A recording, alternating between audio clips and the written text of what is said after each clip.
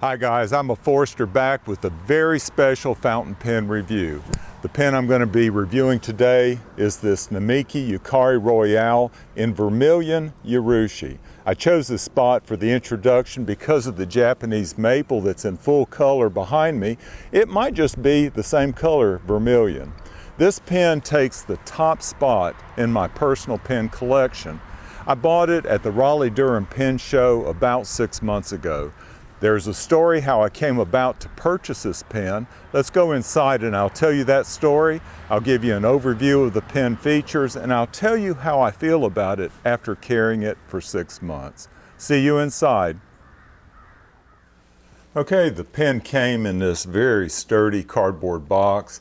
On the underside of the box is a label right here, and it just reads Namiki Yukari Royale. It's in Vermilion Urushi right there, and this is a medium nib.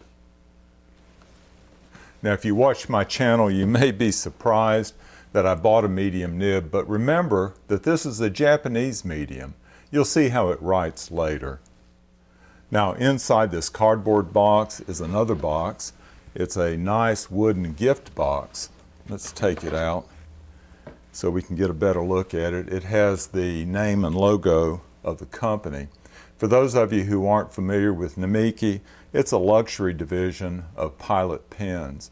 Mr. Namiki was one of the 2 original founders of Pilot. The Namiki brand is the premier creator of Urushi lacquered fountain pens today. Now, as a Forester, my biggest regret in making this video is that I haven't been able to identify this species of wood. Pilot and Namiki make it very hard to reach them online. Maybe somebody will ID the wood in the comments below. Now inside the wooden box, there's some paperwork. On top is a certificate of authenticity. I thought that was a very nice touch. I'll try to get it close to where you can pause and read if you want to. The pen actually came in this plastic sleeve. Then there's a use and care guide right here. I won't go into that. Some warranty information and more warranty information here.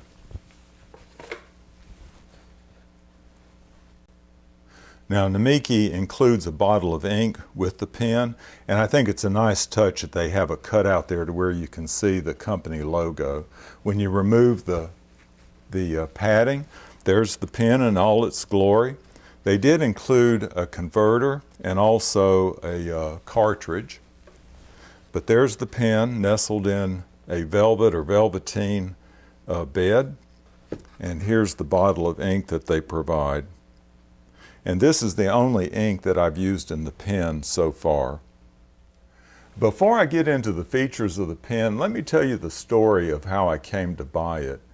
For the past 2 years, I've attended the Raleigh-Durham Pen Show with the intention of buying a Sailor King of Pen.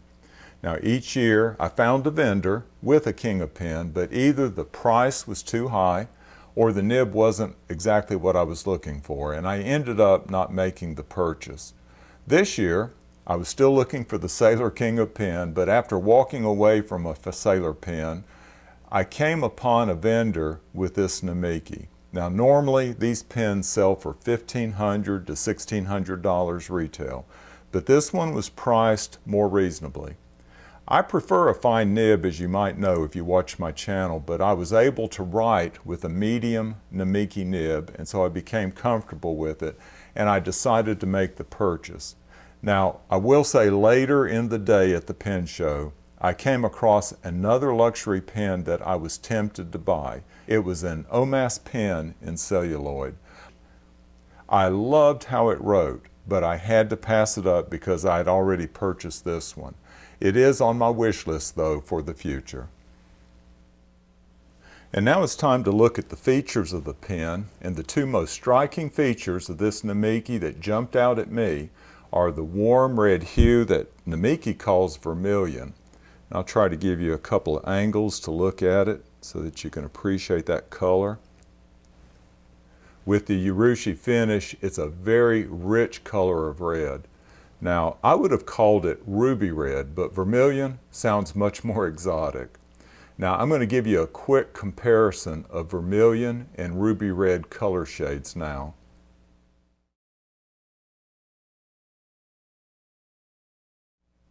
Now the second most striking feature of this pen to me are its ideal weight and balance. The weight comes from a brass body that's covered with urushi lacquer. The balance while writing is absolutely perfect. The pen feels sturdy in hand while not feeling overly heavy. Weight, I got to thinking about it, isn't a function of quality or price. I've had heavy, cheap pens that were tiring to write with, and I've had lightweight pens of varying quality. I prefer a more substantial pen, and this Namiki hits a sweet spot for me. So this is a basic cigar-shaped pen with a rounded top and also a rounded bottom. It has a classic design with the only embellishments on it being this gold-plated clip and the gold-plated cap ring right there. Now the clip is very sturdy. It has a ball end, and that ball helps keep the pen secure in my pocket because the pen's long enough that it doesn't fit well in some of my shirt pockets. Now the clip is simply stamped. It says Namiki. It has the logo, and if I rotate it up, I think you can see on top of it that there's a serial number. Now the cap comes off in 2 full turns. 1, 2. And I wanted to show you something inside the cap. There's a felt type of material that prevents scratching on the section or barrel, and I hope that you can see that. I don't have that on any other pen in my collection. So let's look at more detail to the nib.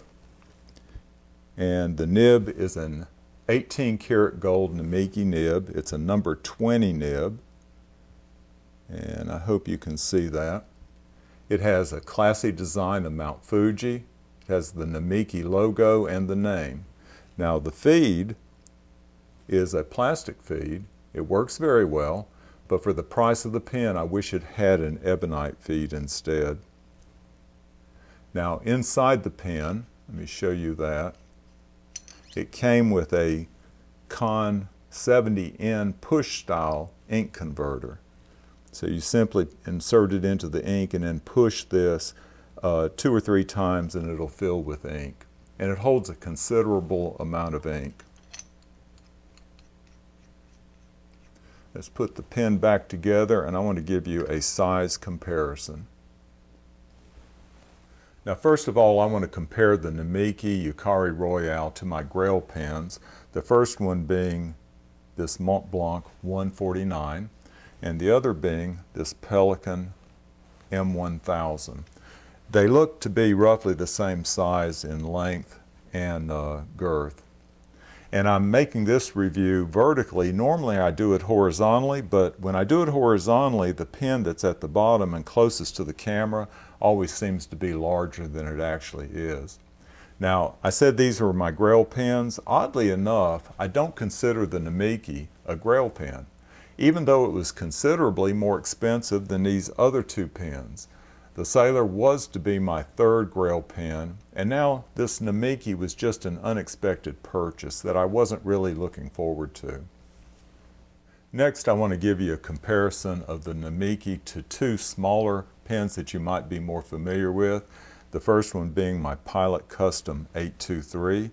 It's smaller in length and girth, and the other one being my Pilot Metropolitan, which is much smaller. I also wanted to compare these 2 nibs. So this is the Namiki nib compared to the Pilot Custom 823. I think they're roughly the same size, or they're the closest in size of any of the other pens that I have. And now for the writing sample, and I'm using the same book that I used with the Pelican M1000, which had caused that ink smear right there. Okay, let me zoom in just a little bit so that you can see the writing a little more clearly. Okay. So this is the Namiki. Yukari Royale, and it has a medium 18 karat gold nib.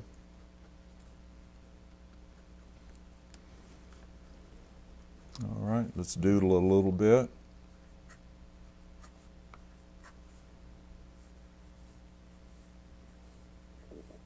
Now it's a fairly wet writer, and I can't get a whole lot of line variation out of it. I can if I really press, but not much.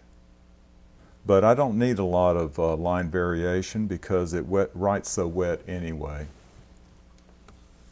Okay, and the ink that I'm using is just the Pilot ink that came with it, and I'm not sure what they call it.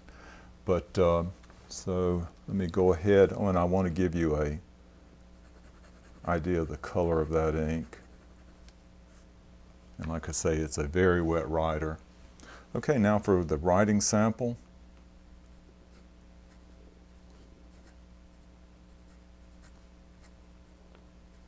And you notice for it being a medium nib, it is a Japanese medium, and so I write fairly well with it, I think.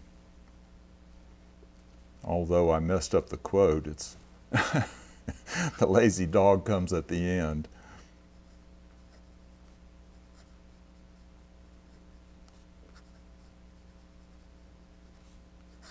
The quick brown fox jumps over the lazy dog.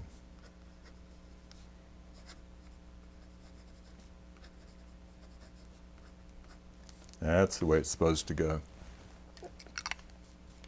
So, how do I feel about this Namiki pen? So let me just talk about it a little bit. I'm glad I bought it. It's a nice addition to my pen collection. So the medium nib writes as smoothly as any pen I own. I don't know if you heard any feedback, but I don't sense that much feedback at all, and it really glides over the paper. And it reminds me very much of the way it writes to this Pilot Custom 823. It's very smooth also. The build quality is top rate, and the size and weight of the pen fit my hand perfectly. I can only think of two negatives, and the first one is very minor. I would have expected an ebonite feed given the cost of the pen, so that's one negative. The other is the cost of the pen. I wouldn't have purchased the pen at the retail price of $1,500 to $1,600, but it is a quality pen that will last beyond my lifetime, and I didn't pay that much for it. I hope you've enjoyed this video. Like, comment, and subscribe if you want to see more content. Y'all take care.